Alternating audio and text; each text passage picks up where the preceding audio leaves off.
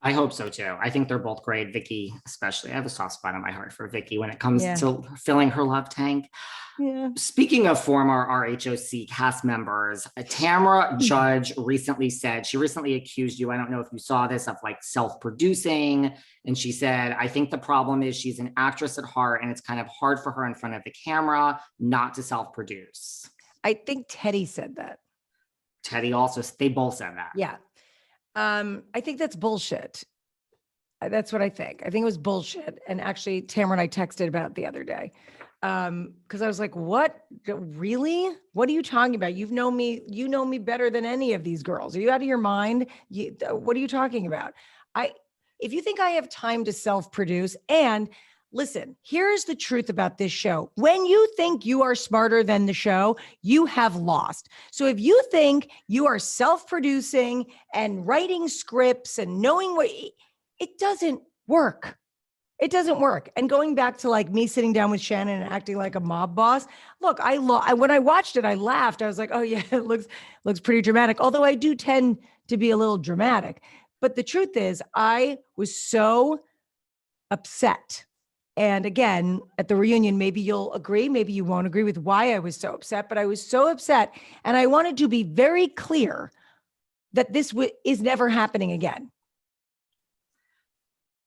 Did I take it too far? Did I sound too crazy? I don't know. But in that moment, that's how I felt. Well, I think you were definitely very clear. Not in so many words. I've used that speech many times in my life since. So there you go. Thank you for that. You're welcome. Do you even know Teddi? Have you ever met Teddi? No. I don't know Teddi. I haven't met her, but I always thought she seemed nice. But I mean, I just find that preposterous. I just don't. I agree. And I think the audience is too smart that they can tell. 100%. And that's why I feel like you're seeing a lot of backlash against Noella these days, because everyone's saying, and because she's told so many interviews that she's watched every episode, people are like, she's just brings all this for, drama's sake and all of that. I think it's really obvious when someone's self-producing. I think so.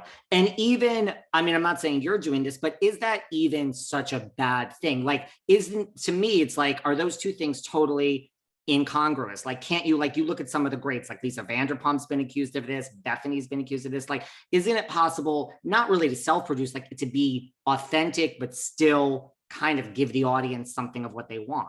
Well, I think that you have to be a little, there's nothing wrong with being goal oriented on the show. Meaning, all right, let's use Shannon for an example. So Shannon's got a company, right? She's got a company. She's a single mom. She's trying to make her company work. She wants to show her company on the show. You can consider that self-producing. I'm going to talk about this. I'm going to bring it up on the show and all of that. I'm so sorry. Hold on one second. It's okay. Max, come say hi. Come say hi.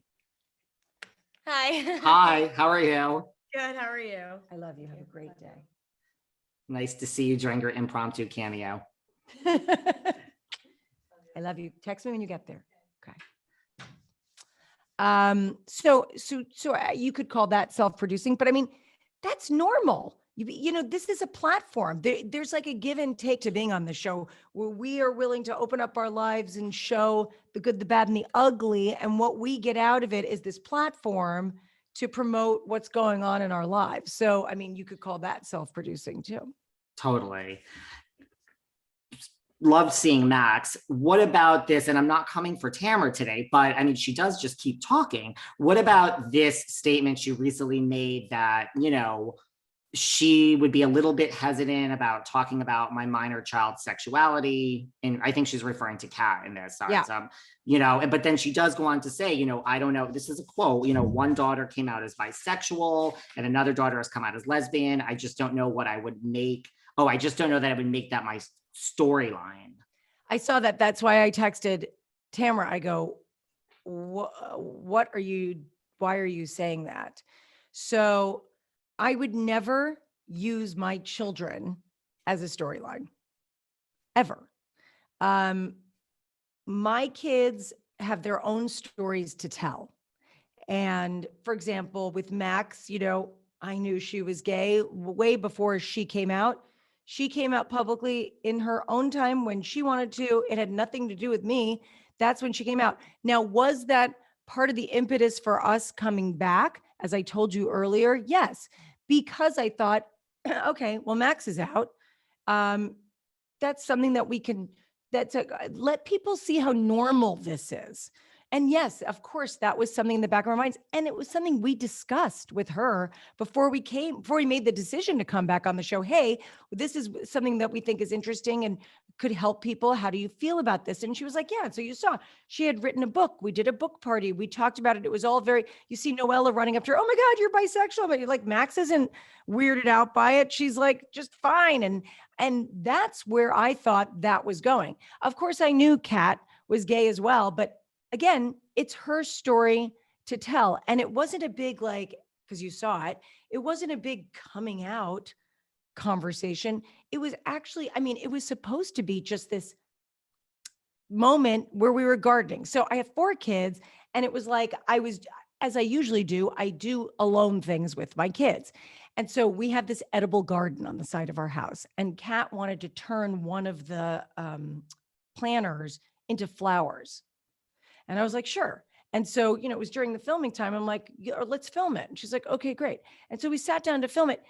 It wasn't an intended conversation. It just was the conversation. And that's where this show can work really beautifully and not just be a shit show of drama and this and that, and have these authentic moments with your children or your parents or your friends that, resonates with people. I'm so proud of the fact that she felt comfortable with cameras around to even have that conversation and be open about it. And even afterwards, I was like, hey, if you're not okay with that, like, I'll call the producers and talk to them and see. She was like, no, fine. Right. Like, that makes sense. I mean, at that age, like, if she wasn't, I was like, why is that on camera? You could have probably called and had a talk with someone. I guess, but it didn't go in that direction. But what's so ridiculous about Tamra saying that is that, I mean, clearly that means there are people out there that's what they do, right? They parade their children around. They make up storylines. They manufacture storylines, all of this stuff. I don't do that. My brain would never work in that direction. Right. I'm just curious, as a gay man, like, did you know, I mean, not before, but like, did you know that your children were like bisexual, lesbian before they even told you, like, not came out, just had a conversation? I mean, not that you sit around, I mean, you're a mother, you obviously think of things in your children's lives. Yeah. With Max, a little bit, like, I wasn't surprised, but I didn't really think about it. I was surprised with Kat because Kat, she was boy crazy for a while. I mean, like, crazy boy crazy when she was like 12, 11, 10, I don't know, boy crazy. And so then she went through a period of exploration where she was talking about, all different kinds of pansexuality, like all the, and she's the one that taught me non-binary and all these terms and all these things that I didn't grow up with.